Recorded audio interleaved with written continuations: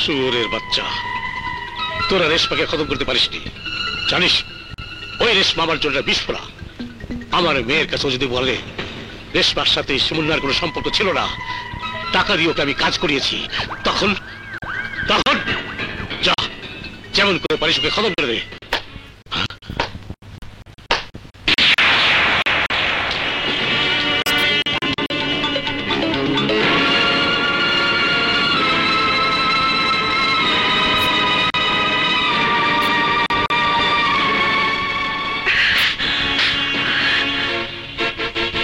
তুই মেয়ে হয়ে বাপের গালে থাপ্পড় মারলি? না, এ থাপ্পড় কোনো মেয়ে তার বাপকে মারেনি। এ থাপ্পড় মেরেছে এক স্ত্রী যে তার স্বামীকে ভুল বুঝে ছেড়ে এসেছে। এ থাপ্পড় মেরেছে এক সন্তানের মা, যে সন্তানকে তুমি মেরে ফেলতে বলেছিলে। তুমি বাবা হয়ে আমার সংসারে আগুন লাগিয়েছো। তুমি আমার বাবা না, তুমি আমার বাবা না। রাজু চল তো বাবার কাছে যাই। সত্যি বলছো? হ্যাঁ বাবা চল। ওই মুন্নার জন্য আমার মেয়ে আমার গালে থাপ্পড় মেরেছে। ওই মুন্না আমার মেয়েকে আমার বুক থেকে ছিনিয়ে নিয়ে গেছে। আমিও সন্তানকে ছিনিয়ে দেব। পিতার রূপ দেখেছি, এবার দেখবে সন্ত্রাসী পিতার রূপ।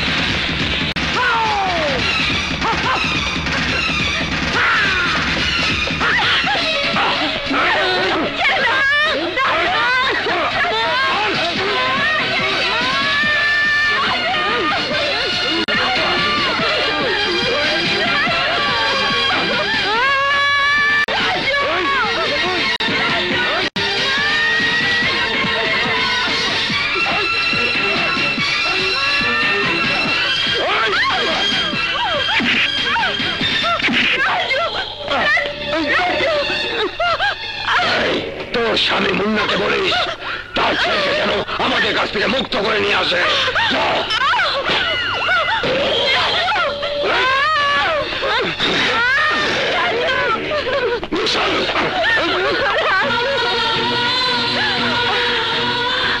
মুন্নাকে এখনই খবরটা জানাতে হবে।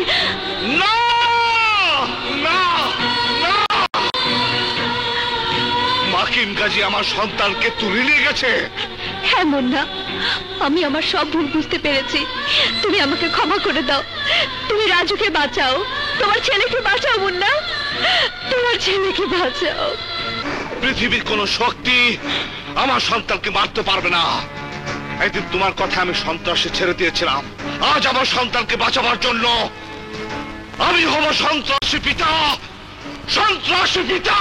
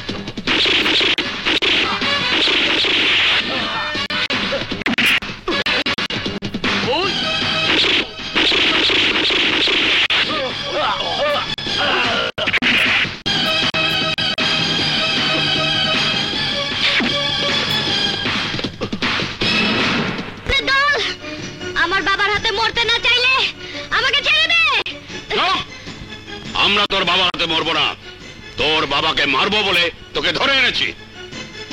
হ্যাঁ, আমরাও দেখতে চাই তোর জন্য তোর বাবার দরদ কতটুকু।